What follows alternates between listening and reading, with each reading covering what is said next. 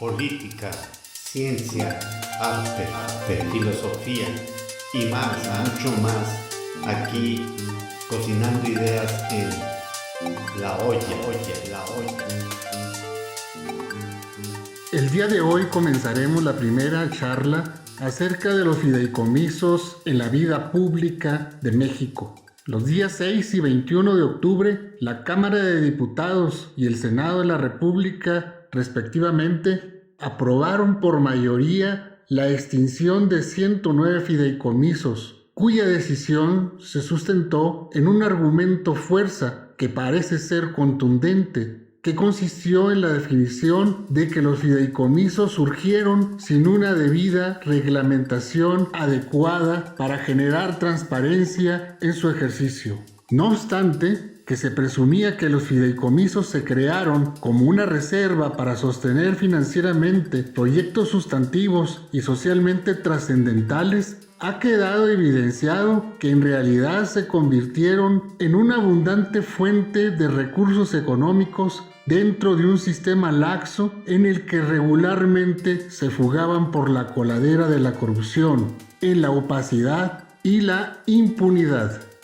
Hoy contamos con 3 invitados de lujo que nos acompañan a reflexionar acerca de la complejidad del tema de los fideicomisos y la trascendencia de la decisión tomada, echando mano del gran capital intelectual, dado su gran expertise profesional que les caracteriza. Bienvenidos todos al colectivo La Olla.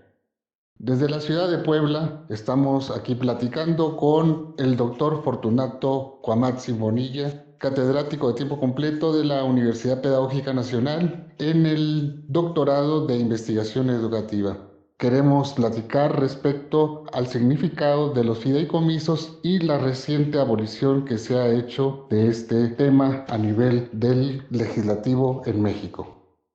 En el tema de los fideicomisos se ha producido ya evidencia e información suficiente para identificar con claridad la problemática que enfrenta esta figura.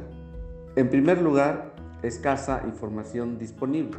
Por ejemplo, no es posible conocer el concepto de gasto, los estados de cuenta ni la información sobre las contrataciones para el cumplimiento de los fines de los fideicomisos, ni mucho menos el avance hacia el cumplimiento de sus objetivos. Un segundo problema tiene que ver con la confidencialidad, ya que por lo menos en el 33% de los mismos prevalece este problema. Se ha encontrado que al menos 123 de ellos están constituidos en instituciones financieras privadas, tales como Santander, Bancomer y Banorte, que se rigen por el secreto fiduciario y el principio de confidencialidad de las operaciones que realizan. Un tercer problema tiene que ver con la gran cantidad de recursos públicos que se ejerce a través de esta figura. El monto total de recursos públicos disponibles en estos 374 fideicomisos asciende a el equivalente al 15.82% del presupuesto total de un año.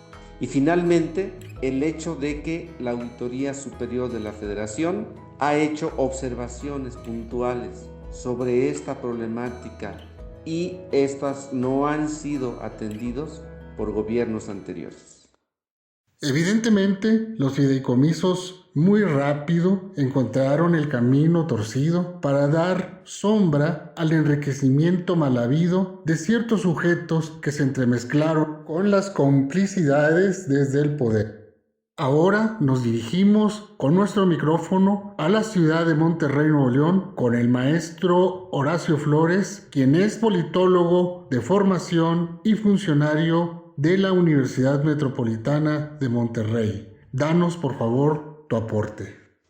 Recientemente se ha destacado una discusión importante acerca de los fideicomisos.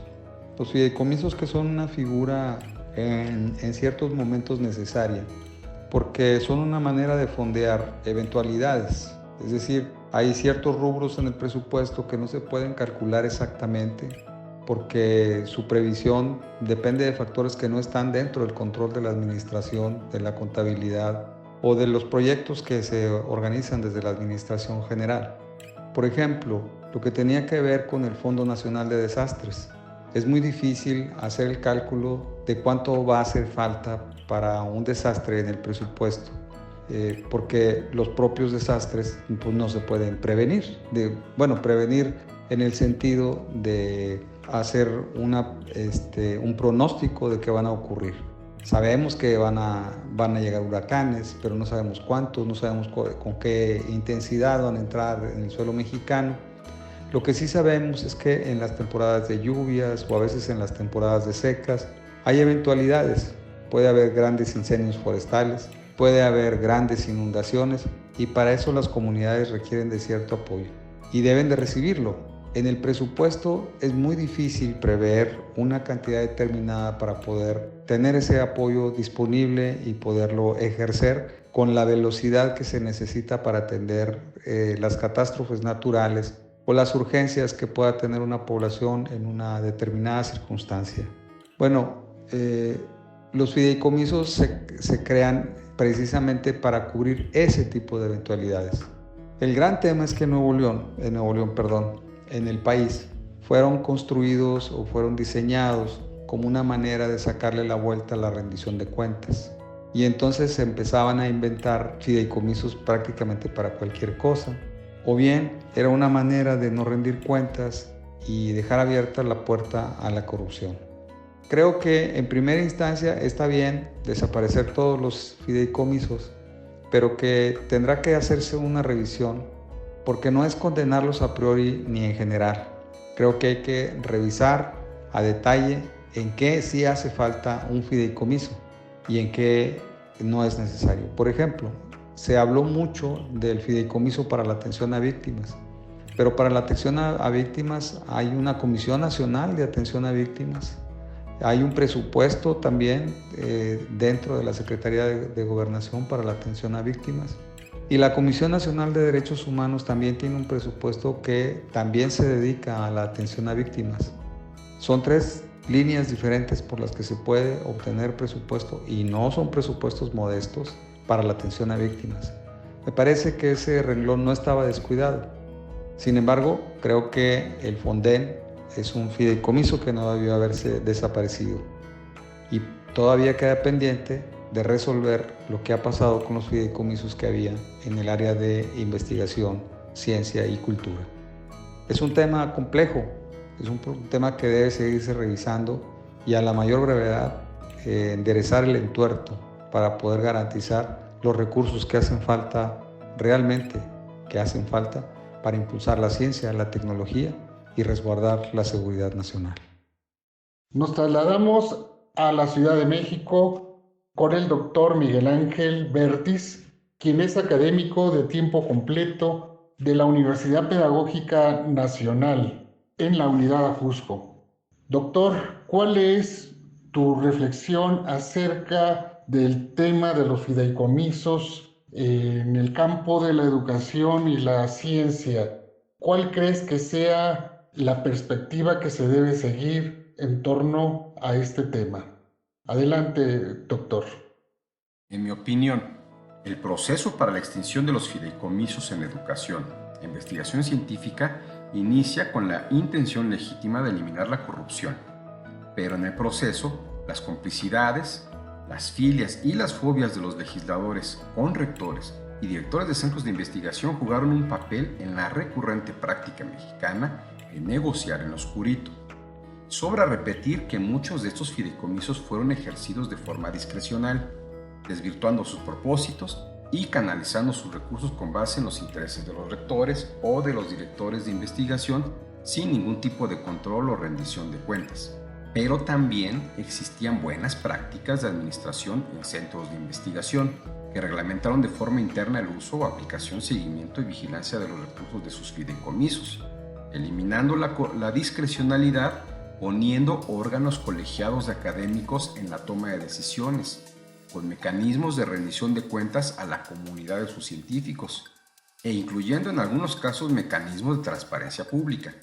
Estas buenas prácticas, si bien desafortunadamente no fueron la norma, sí permitieron a estos centros de investigación ganar prestigio y atraer recursos de organizaciones de otros países internacionales y de la sociedad civil para el financiamiento de temas específicos de investigación a través de donaciones, porque existía la confianza por el ejercicio de los presupuestos de estos fideicomisos.